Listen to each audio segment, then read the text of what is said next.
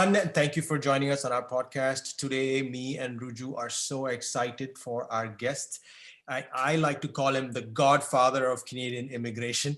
And the reason why he wrote the book on Canadian immigration, everybody who landed in Canada received a book as part of your kit called Welcome to Canada.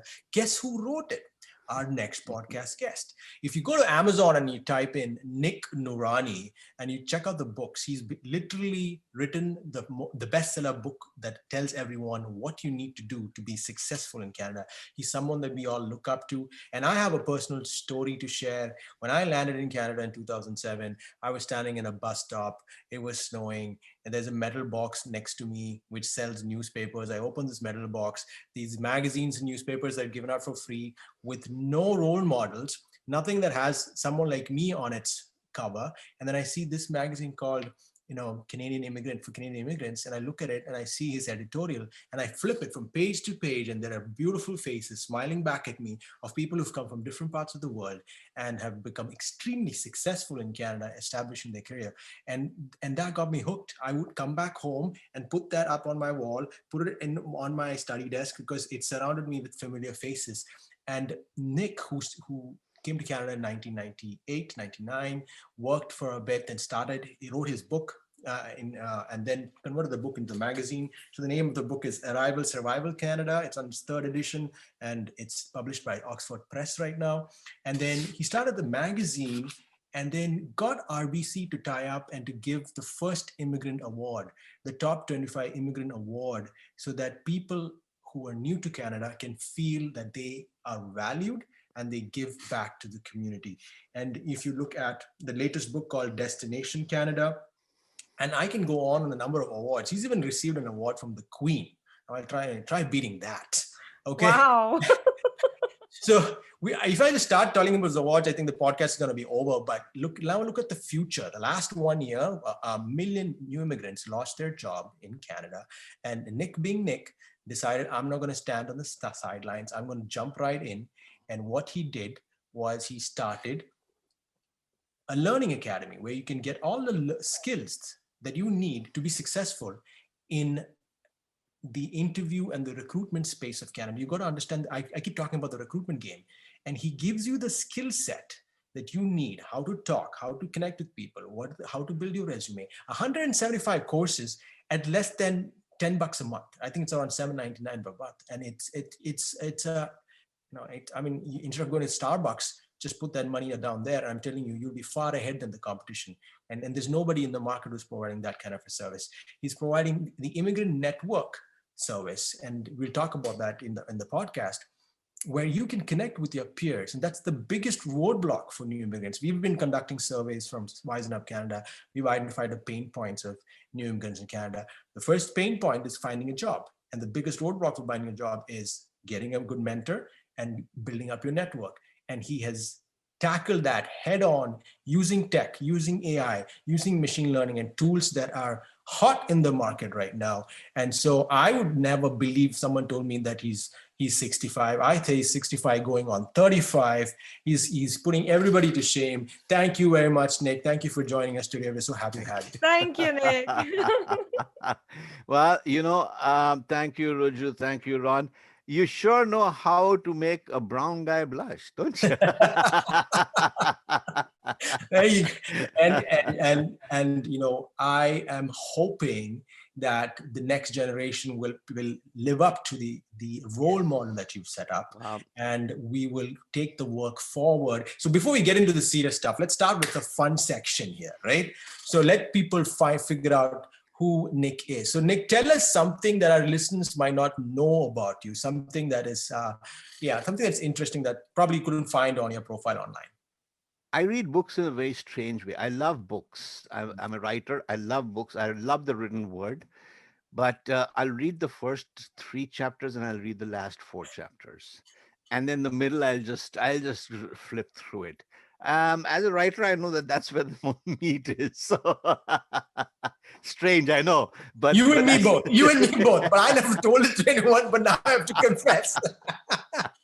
So yeah, that's the secret. People who know how to speed read books know exactly how to go through books. That's brilliant. Okay, favorite movie.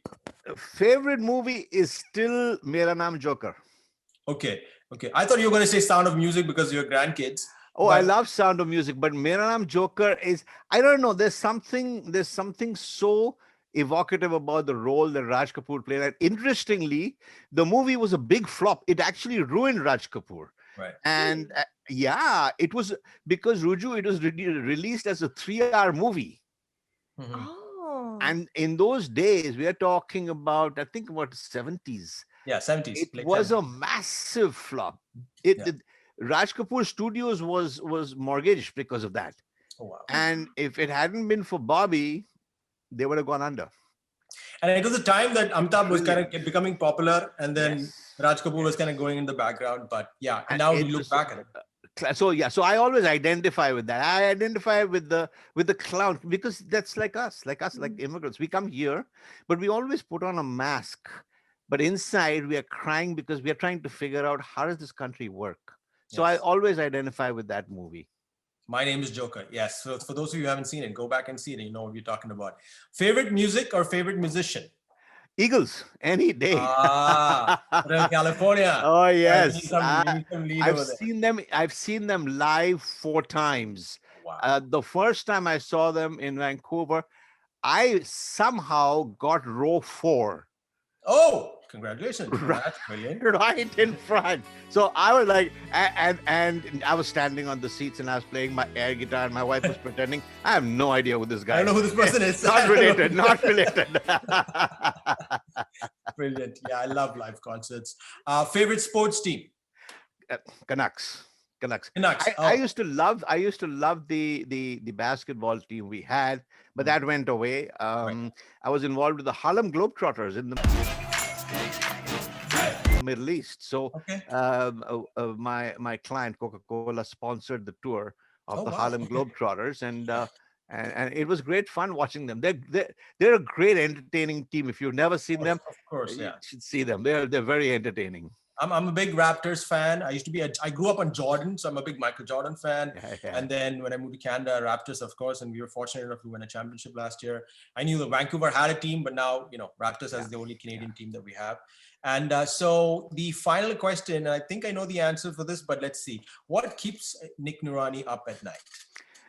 What keeps me awake is the fact that still is a huge gap between immigrants coming in here and immigrants getting employed. And so every time people talk about let's increase the numbers, yes, increase the numbers, but let's start breaking down, let's start chipping away at some of those artificial barriers, because those barriers are barriers that are affecting Canada's economic growth. We are Canada's economic wealth. And Right. if Canadian employers do not recognize our talents, our skills, and focus instead on accents and all the other barriers which are frankly negotiable. Mhm. Then you go to Nova Scotia, you can barely understand what people talk. Right. That's true. Or or even Newfoundland worse. So where I'm at is these things have to stop. And sometimes I use the carrot, and sometimes I use the stick. So I was going to say the cat is thick. I mean, I remember when I was working for an Amex process, we had some employees of ours who came in fresh from Newfoundland. First time I was exposed to the Newfie accent, my jaw was like open. I was like, and we had to train them. I'm like, how are these people going to speak to Americans? I can't understand. I'm sitting in front of them.